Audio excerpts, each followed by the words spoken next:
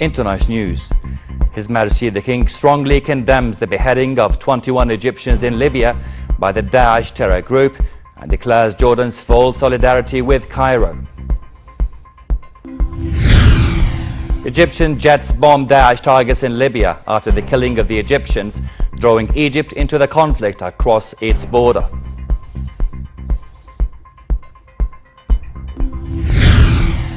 And anti-settlement activists clash with Israeli forces that raid and evict a Palestinian protest outpost outside occupied East Jerusalem.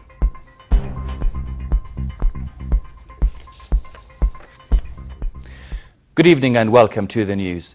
His Majesty the King strongly condemned the heinous crime committed by the Daesh terrorist group in Libya that took the lives of 21 innocent Egyptians. King Abdullah decried the vicious killings at the hands of the cowardly terror group that drew worldwide condemnation. The King called Egyptian President Abdel Fattah al-Sisi to express Jordan's condemnation of this act that was carried out by a stray group that has nothing to do with Islam and is hostile to all humanitarian values. His Majesty also pledged Jordan's full support and solidarity with Egypt at these difficult times in confronting this threat. He also offered his condolences to the families of the victims as well as the people of Egypt. The Egyptian president commended Jordan's stand beside his country and the kingdom's endeavors to boost regional peace and security and defend Islam and its tolerant teachings. Prime Minister and Defense Minister Abdullah Mansour also denounced the hideous crime perpetrated by the Daesh terror gang in Libya. In cables of condolences sent to Egyptian Prime Minister Ibrahim Mehlib and Minister of Defense and Military Production General Sidqi Subhi, Mansour reiterated Jordan's solidarity with Egypt in its stand against the forces of evil and darkness seeking to undermine Islam.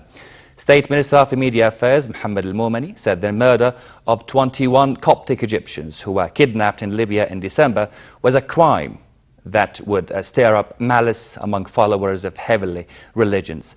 Momani called for a collective world effort involving Arabs and Muslims to uproot extremist ideology and blind terrorism. Lower House Speaker Atif Tarawni said such criminal acts ran contrary to the tolerant Islamic faith, which is based on moderation. And a day after Daesh released the video, Egyptian jets bombed targets of the terrorist group in Libya. The mass killings drew Egypt directly into the conflict across its border. The dawn strike hit militant camps, training sites and weapons storage areas in Libya, where civil conflict has plunged the country into near anarchy and created havens for armed factions. Here's more. Egypt says its Air Force bombed Islamic State targets inside Libya at dawn on Monday, one day after the group released gruesome video showing the beheadings of 21 Egyptian Christians there who had gone to Libya looking for work.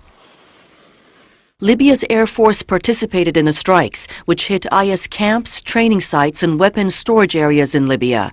A Libyan Air Force commander said 40 to 50 militants were killed and more strikes were coming today and tomorrow. On the sidewalks of Cairo, Egyptians are still numb with horror at the killings. Images of the beheadings posted online showed the water's edge where the killings took place literally red with blood. This is a criminal terrorist act done by people who have absolutely nothing to do with religion. Personally, I didn't sleep last night after what happened. No Egyptian could sleep. Arab League Secretary Nabil El-Arabi condemned the killings and threw his support behind Egypt's bombing of Islamic State targets. Of course, what happened is a barbaric and savage terrorist act that goes back to the Stone Age. I can't imagine who would do that. Egypt has every right to defend itself, and it must take steps against this type of terrorism carried out by those fundamentalists. The strikes mark an escalation in Cairo's battle against the militants. They also show the readiness of Egyptian President Fattah al-Sisi to expand his fight against Islamic militancy beyond Egypt's borders. Civil conflict has plunged Libya into near anarchy, and Sisi sees radical groups in Libya as a major threat to Egypt's security. The war on terrorism goes on. The United States and its coalition partners launched 2 airstrikes against Daesh targets in Syria and 13 strikes against targets in Iraq. The Combined Joint Task Force said fighter planes and drones destroyed multiple oil dumps near Deir ez-Zor and struck a large tactical unit near the city of Kobani. In southern Syria, intense clashes have killed scores of pro-government and insurgent fighters in the past week. A group monitoring Syria's war said fierce violence could come as the weather clears. Last week, Syria's army and allied combatants from Lebanon's Hezbollah launched a large-scale offensive in the region against insurgent groups, including Al-Qaeda's Syria Wing Nusra Front and other rebels. In neighboring Iraq, a Sunni sheikh was buried a day after he was shot dead along with his son and 6 guards when gunmen stopped the convoy in Latifiyah, south of the capital Baghdad. At the funeral of Sheikh Qasim al-Janabi and his son Muhammad, Iraqi Deputy Prime Minister Salih al-Mutlaq said he would resist what he called a demographic change in the country. He called on the world to break its silence over the ongoing violence in Iraq. No group claimed responsibility for the attack. But the Deputy Prime Minister called for the eradication of the Shiite militias, which operate freely in much of Iraq and have spearheaded the battle against Daesh insurgents since the army nearly collapsed last summer. Prime Minister Abdullah Mansour met Palestinian Tourism Minister Rula Maaya and Chief Justice Mahmoud Habbash to discuss ways to promote religious tourism and increase the number of visitors to holy sites in the Palestinian lands, mainly Jerusalem. The Palestinian officials stressed the need to launch joint tourism and religious programs to encourage Arab and foreign tourists to visit the Islamic and religious holy sites in Palestine via Jordan. Minister of Labour and Minister of Tourism and Antiquities Nidal Qatamin and his Palestinian counterpart also discussed tourism cooperation between Jordan and Palestine.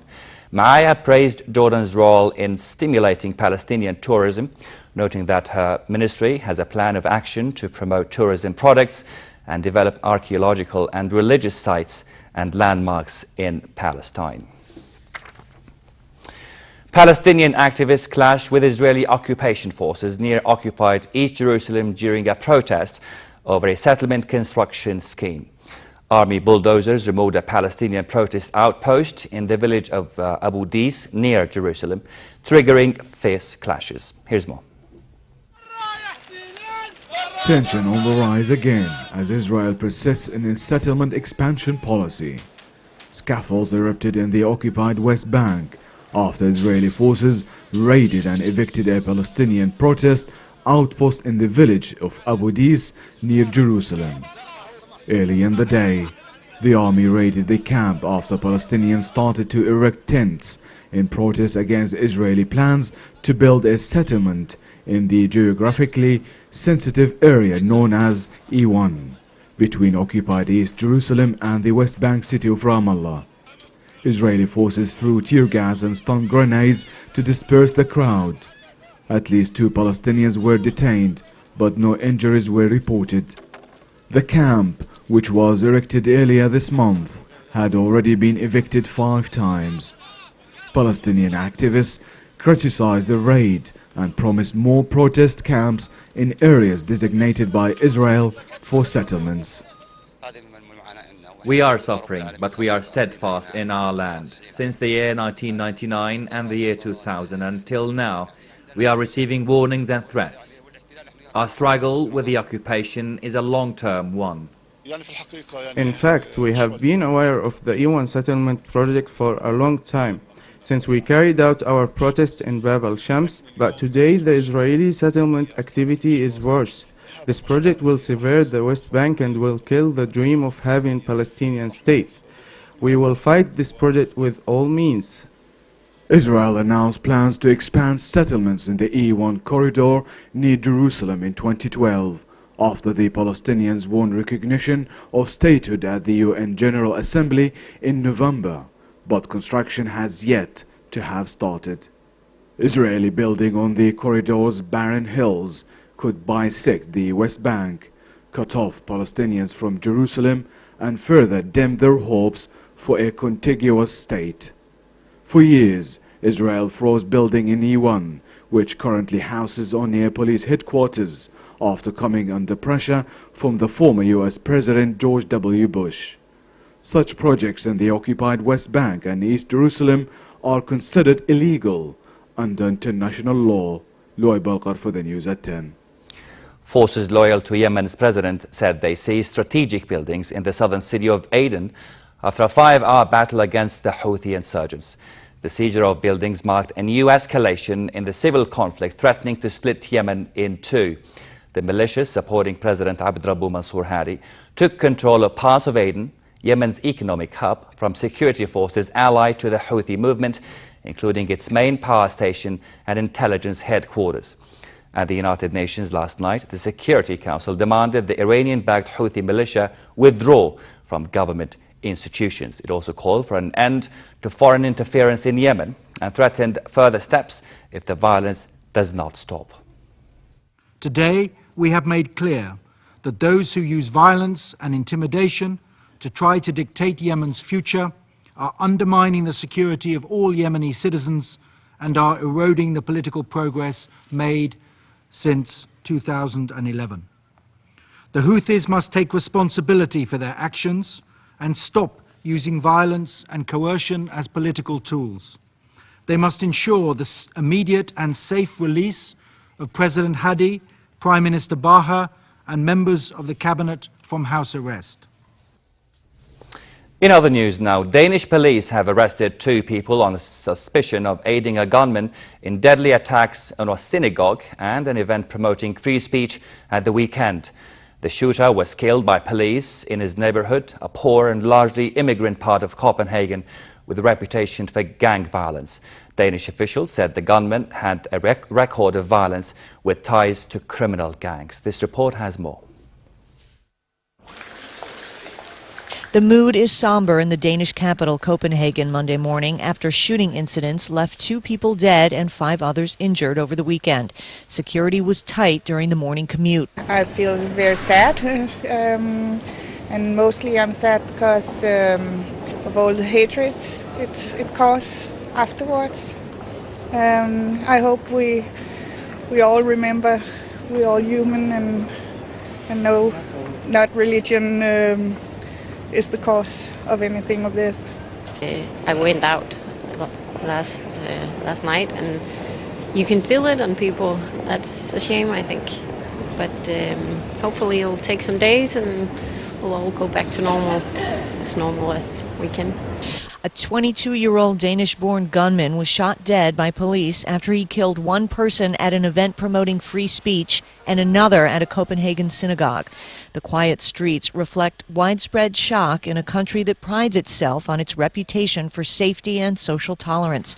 Danish officials have said the gunman had a record of violence, gang-related activities, and weapons possession. Police have charged 2 other people with aiding the suspected gunman. Fighting has escalated in eastern Ukraine as government and pro-Russian forces struggle for control of the besieged town of Debaltseve. The Ukrainian military command said the rebels had attacked its forces more than 100 times since early Sunday, mostly in the bitterly contested Debaltseve area. Kiev said it would not pull back heavy guns while a truce was being violated, leaving a European brokered peace deal on the verge of collapse a day after it took effect. A Ukrainian officer said there was also fighting near the port city of Mariupol, while rebels accused Ukrainian forces of shelling Donetsk airport. The European Union kept pressure on Russia by announcing a new sanction list of 19 officials, to which Moscow promised an adequate response. A winter storm brought freezing rain, sleet and snow to the southern American state of Arkansas. The blizzard left the capital city of Little Rock blanketed in white. The National Weather Service forecast that more than 6 inches of snow and sleet could accumulate in the northern parts of Arkansas as the storm moved northwest. The cold blast came after a spring-like Valentine's Day, where temperatures soared up to 22 degrees Celsius.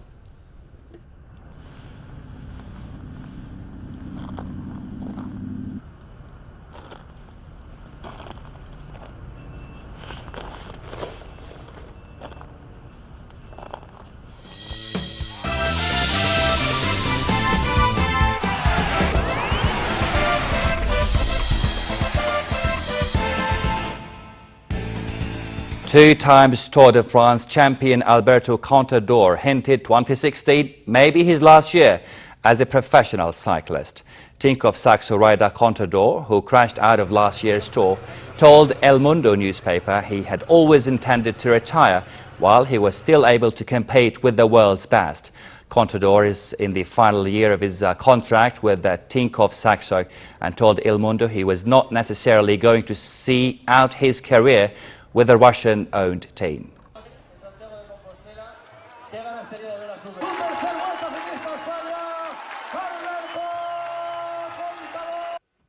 Paris Saint-Germain faces a tough match against Chelsea due to multiple injuries. PSG coach Laurent Blanc confirmed that 3 players will for sure sit out tomorrow's Champions League last 16 first leg with Chelsea, including Serge Aurier, Yohan Cabaye and Lucas Moura. He added that after the practice this afternoon, other injured players might be taken out of the equation as well.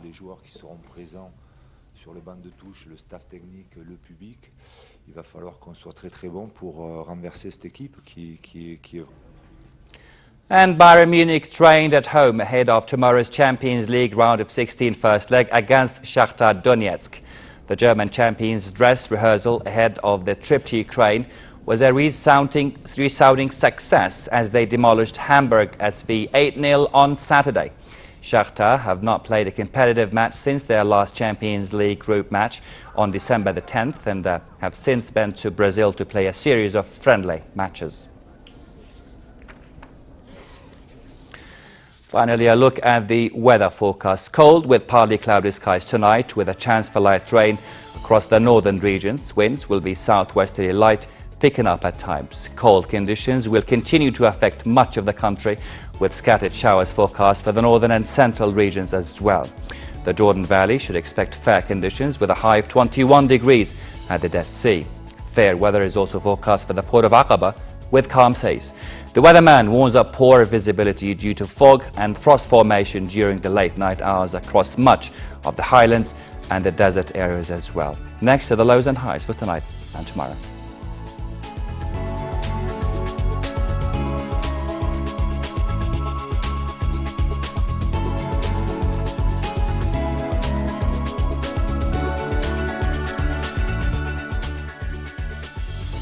To close our top stories once again. His Majesty the King strongly condemns the beheading of 21 Egyptians in Libya by the Daesh terror group and declares Jordan's full solidarity with Cairo. Egyptian jets bombed Daesh targets in Libya after the killing of the Egyptians, drawing Egypt into the conflict across its border.